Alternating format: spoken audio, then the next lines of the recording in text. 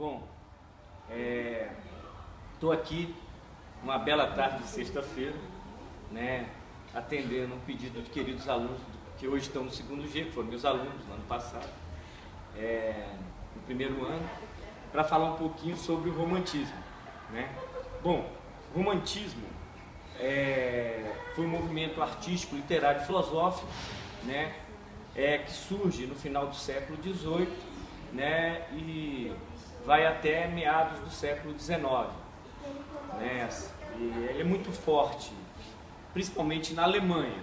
Surge na Inglaterra, quer dizer, na Escócia, com o Lord Byron, né, mas ele é muito forte na Alemanha.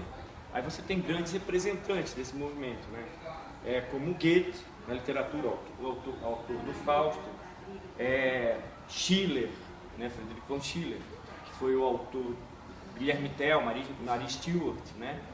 Você tem filósofos como Schlegel, né, como Fichte. Fichte, na realidade, é um filósofo propriamente dito, né? Muitos o consideram, ele é considerado um filósofo do idealismo alemão, mas também um filósofo do romantismo. Por quê? Porque ele é um idealista. O que é o idealista? O pensamento idealista, ele se engaja num ideal, né? E que esse ideal não tenha que ser concretizado imediatamente, né? E assim, você tem algumas características, né, do romantismo, né, que é a valorização do indivíduo, das paixões, né, o amor à pátria, né, o patriotismo, né, a exaltação à natureza. E o Fichte, inclusive, ele tem uma obra chamada Discursos à Alemanha, né, que é uma obra de caráter nacionalista, né, e que estimulava os alemães a combater os franceses na guerra contra os franceses, né. Bom, o romantismo ele surge, né, em contraposição ao racionalismo iluminista, né, a filosofia iluminista, né. Vocês sabem, né, que a filosofia iluminista, né, a filosofia do século das luzes, né, privilegiava a razão, né, e assim, só que foi muito importante, né, porque o iluminismo, né, de Voltaire, Rousseau, Diderot, D'Alembert, né, Montesquieu, né, trazia uma coisa importante, que foram os ideais, né, da primeira revolução burguesa do ponto de vista político, né, que eram os ideais, né, de igualdade, fraternidade e liberdade, né, assim, mas, enfim, usando a razão em contraposição ao que? O pensamento né, que antecedeu era muito focado ainda, né, mesmo o pensamento moderno tinha elementos focados muito na coisa um pouco religiosa. E aí o iluminismo vem para romper com isso, né, e colocar a razão, o homem, no centro do pensamento. É óbvio que o pensamento moderno você tem elementos, né, antropocêntricos, né? No Renascimento a gente tem elementos do antropocentrismo, mas o iluminismo vem colocar a razão mesmo na ordem do dia. É óbvio, né, que esses ideais de igualdade, liberdade e fraternidade foram para poucos, não foram para o conjunto das pessoas, né? Então, por exemplo, né, a gente também já está vivendo nessa época, né, o capitalismo como um modo de produção efetivo, onde você tem, né, uma classe, né, que detém os meios de produção, que é a burguesia. É claro que ainda está num grau elevado do capitalismo industrial, né, mas você já tem uma classe burguesa e uma classe trabalhadora que não foi atingida pelos ideais, né, de fraternidade, igualdade e liberdade.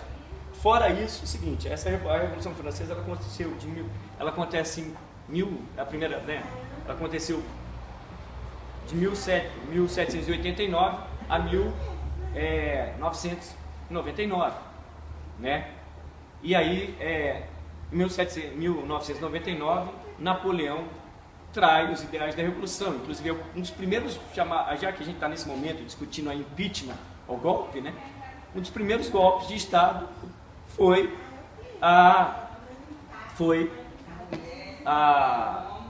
o golpe que Napoleão deu, né?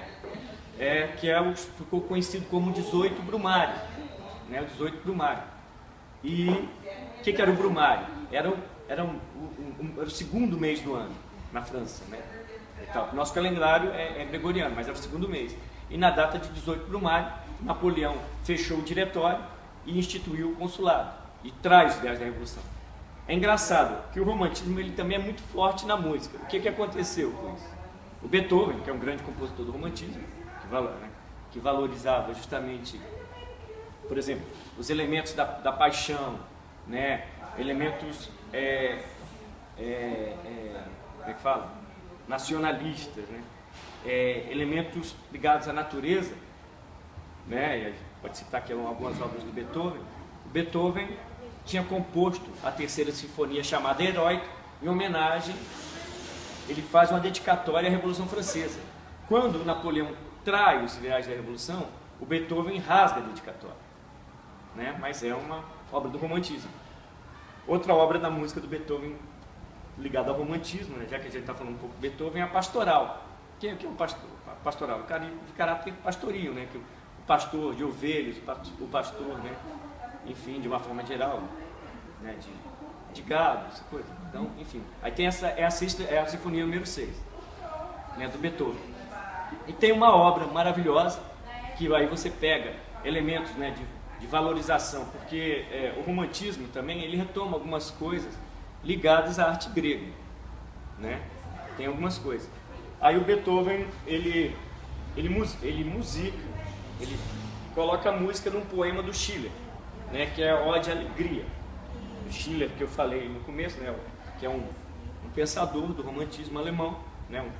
Um escritor, né? Autor de Guilherme Tell, Maria Stuart. O Schiller escreveu a Ode à Alegria e o Beethoven achou aquele poema tão maravilhoso que fez uma música mais maravilhosa ainda. Talvez seja uma das músicas, se não uma das músicas mais belas. Essa obra, Ode à Alegria, é uma das grandes obras do romantismo, né? Mas você tem obras fundamentais, né? Do Goethe, por exemplo, como Fausto, né? Que é uma obra fundamental, assim, né? Que conta a história de Fausto, né? Que vende a alma ao diabo, a Mefisto, né? Que a gente poderia até falar que seria uma metáfora, né? Da relação, né?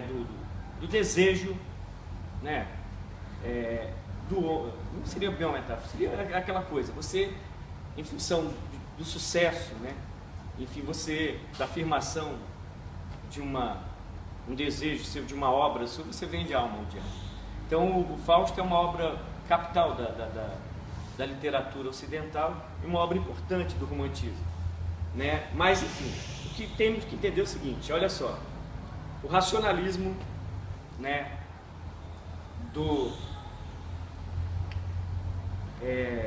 iluminista, ele reduzia o ser humano, né, a um ser extremamente racional e mecanicista, né? E o romantismo percebe isso, né, e aí foca também a valorizar os sentimentos, há uma dimensão humana que estava sendo relegada, porque essa dimensão do sentimento, da paixão, né, da valorização da natureza, por exemplo, a gente vê que com o advento, né, da sociedade capitalista, né, do capitalismo, começa a surgir as cidades, começa a existir uma urbanização, né? Aí o que acontece? A natureza fica relegada a um segundo plano. O romantismo vai resgatar isso, que é super importante, né? Hoje, diria até que é atual, a gente está precisando, né, nesse mundo tecnicista, resgatar esse amor à natureza, a valorização da natureza, né? Enfim, então, a questão do patriotismo é um outro elemento muito forte, porque, por exemplo, os ideais da Revolução Francesa, né, os ideais iluministas, eles se espalharam pelo mundo, pela Europa, né? E, por exemplo, também para outras partes do mundo. Se a gente pensar que a Revolução Americana sofre influência dos pensadores iluministas, você vê como é que o ideal iluminista, né, foi longe, né? Por exemplo, no Brasil, em 1789, acontece um movimento importante, a Inconfidência Mineira. A Inconfidência Mineira sofre também, né, influências do pensamento racionalista iluminista. Mas essa coisa, só que os ideais de igualdade, fraternidade e liberdade não foram para todos. Até hoje, por exemplo, a gente vive num mundo capitalista e esses ideais de igualdade, fraternidade e liberdade não são para todos, né? A gente vive num mundo extremamente desigual, né? Diríamos até que essas novas tecnologias, né, têm quebrado muito do nosso romantismo, né? Então, assim, né, a gente precisa resgatar esses ideais, né, do sentimento, da emoção, do amor, da valorização da natureza, da valorização da pátria, mas não patriotismo vendilhão, né? Não vamos sair de camisa da seleção brasileira, de repente apoiando quem quer vender empresas brasileiras ao capital estrangeiro. Isso não é nacionalismo, né?